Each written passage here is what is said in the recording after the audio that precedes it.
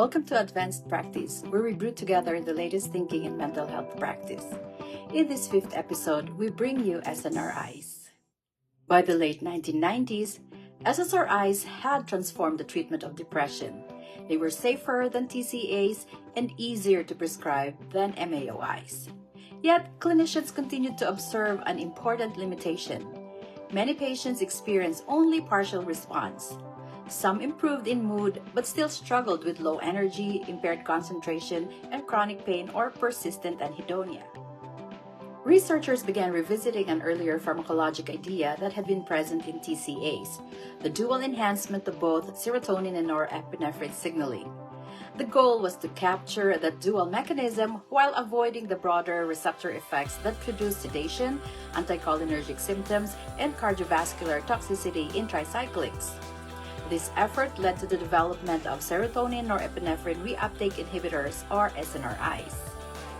The first major medication in this class was venlafaxine, introduced in 1993.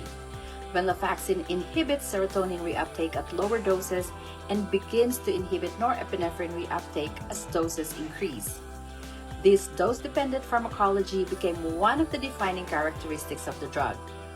Treatment usually begins around 37.5 to 75 milligrams per day. As the dose increases, norepinephrine effects become more prominent.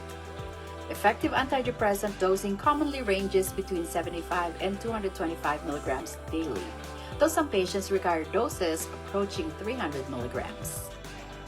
A later development within the same pharmacologic lineage was desvenlafaxine, approved in 2008. Desvenlafaxine is the primary active metabolite of venlafaxine and was designed to simplify metabolism and reduce variability related to liver enzyme activity. Treatment typically begins and often remains at 50 milligrams daily.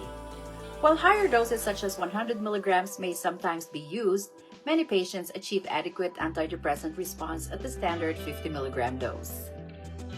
Another SNRI with somewhat broader clinical role is duloxetine, approved in 2004. Duloxetine inhibits both serotonin and norepinephrine reuptake and has become widely used not only for depression but also for generalized anxiety disorder, diabetic neuropathy, fibromyalgia, and chronic musculoskeletal pain. Treatment usually begins at 30 milligrams daily, followed by titration to 60 milligrams per day, which represents the most common therapeutic dose.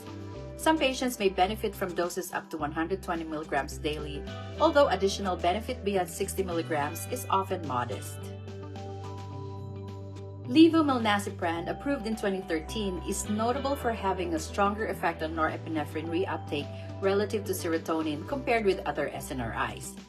Because of this pharmacologic profile, it may be particularly useful in patients whose depression is characterized by low motivation, impaired concentration, and reduced energy. Treatment usually begins at 20 milligrams daily with gradual titration. Typical therapeutic dosing ranges between 40 and 120 milligrams per day. Although all SNRIs share the dual mechanism of increasing serotonin and norepinephrine signaling, their clinical effects can vary depending on dosing and receptor engagement. By enhancing norepinephrine activity, SNRIs can influence alertness, attention, and descending pain pathways in the spinal cord. This explains why some medications in this class have become important treatments for chronic pain syndromes as well as depression. Because SNRIs enhance serotonergic signaling, GI symptoms such as nausea may occur early in treatment.